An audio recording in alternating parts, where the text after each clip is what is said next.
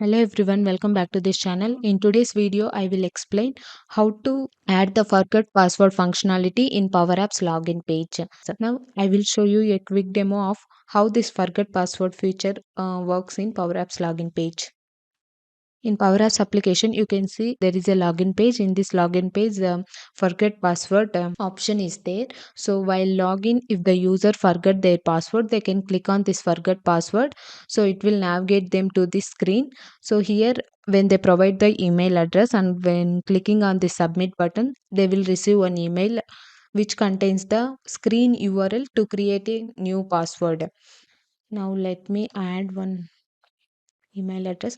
So here I have provided my email address. When I click on this submit, you can see the success message also I have got. Now let's see the Outlook ones. So here you can see I got the email which contain this create new password screen link. So when I click on this one, so here I can provide the password new and confirm password. After creating this create new password button, it will update the password with the old one. So after updating, we can also by clicking on this back to login, it will take you to that login page. Now let me provide the password. And here also, if the new password and confirm password is not same, then it won't create the new password. Let me see. Now this confirm password is not same as the new password. When I click on this password, you can see password do not match.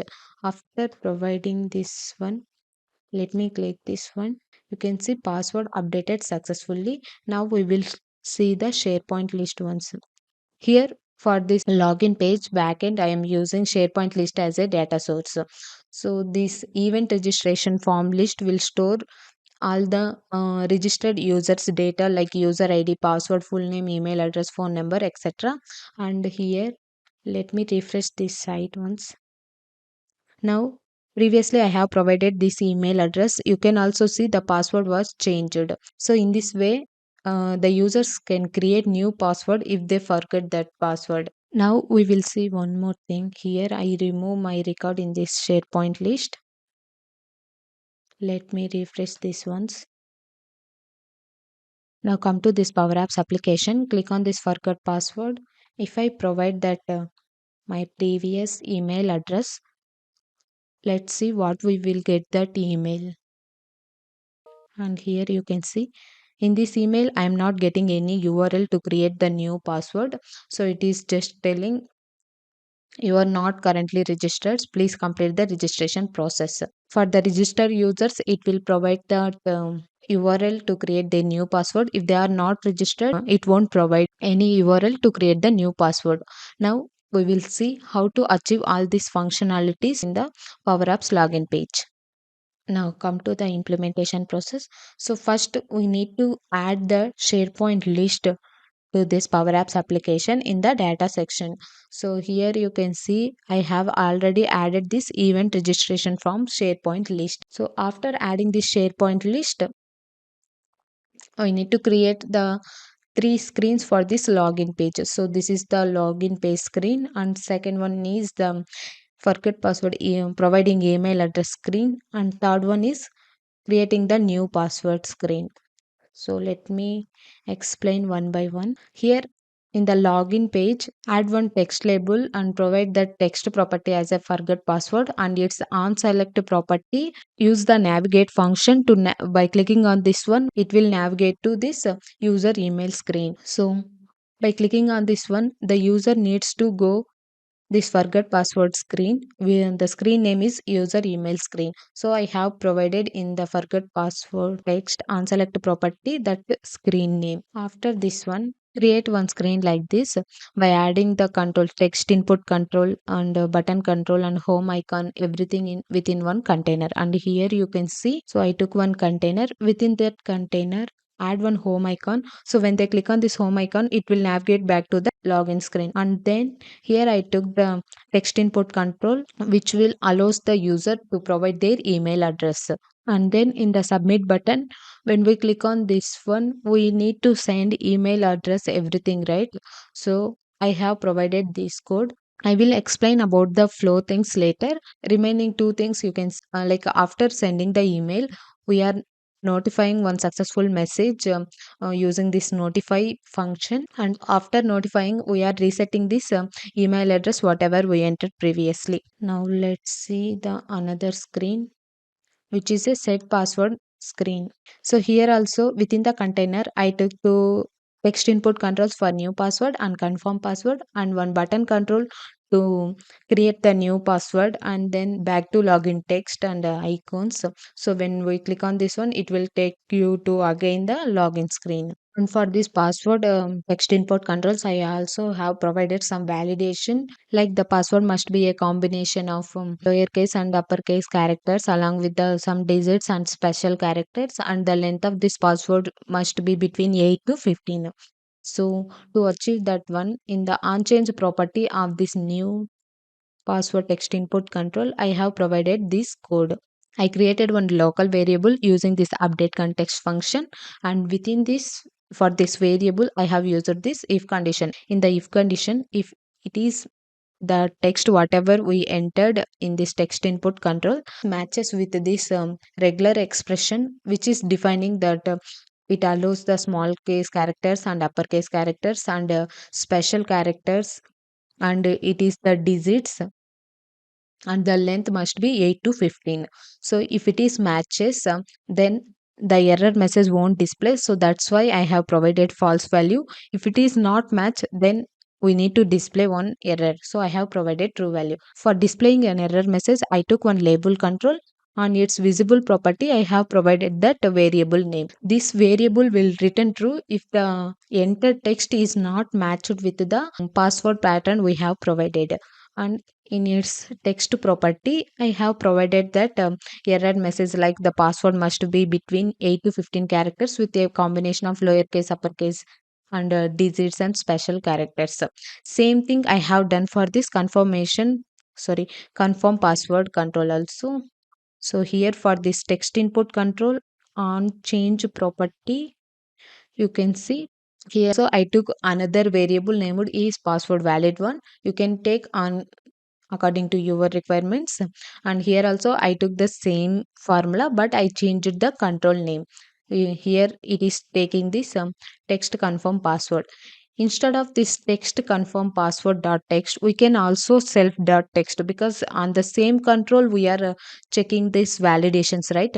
So you can also take the self dot text. Now this is password valid one variable name I am providing on another label control, which is displaying the error message when the confirmation password is not matched with the validation we have provided. So in its visible property, I have provided this variable name, and you can also see in the text property, I have provided that error message. Now let me preview it once, then you can understand how it is working. So here you can see I have provided only digits, then it is showing the error. So I will add some small characters also. Still it is not going. Let me add one capital letter. Still it is not going because special characters are not included. And now you can see the error was gone. In case if I remove this length of this one, now you can see it is taking now almost 8 characters are there. That's why it is not showing anything. Let me click out of this one. Now you can see the length is not between 8 to 15. So it is showing that error message. So same for here also.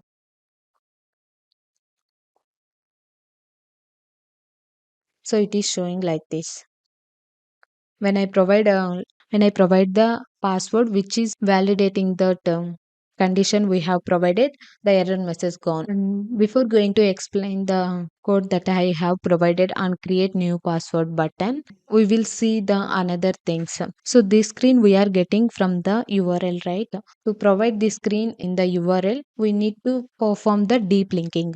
So to perform the deep linking in the app start screen, we have to provide this code, and you no need to worry about the code. In the description box below, I have provided a link where you can get all the codes for the implementation of this forgot password feature in Power Apps login page. Now here you can see in the start screen property of this app object, I have provided if param of screen is equal to that new password, then this new password screen name I have provided, which means this param function will take this parameter from the URL. So in the URL, this is the variable name. For that variable, if that value is new password, then that time this set new password screen needs to be visible. This is the code for the deep linking. And then now in Power Apps, open the details page for this application. To get this one, click on this apps, and here you can see the Power Apps application. Click on this ellipses, and here you can see the details option.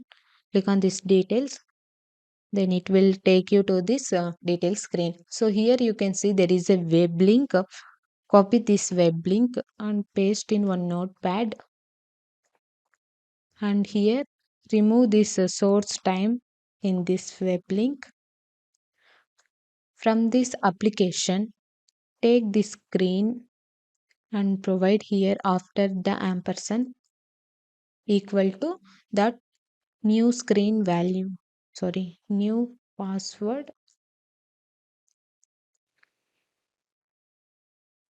Now keep this URL we are required while performing the Power Automate flows. And then, like in the demo, if you observe, I have explained if the provided email address in the screen is matches or is present in the SharePoint list, then only we are providing this create new password screen, right?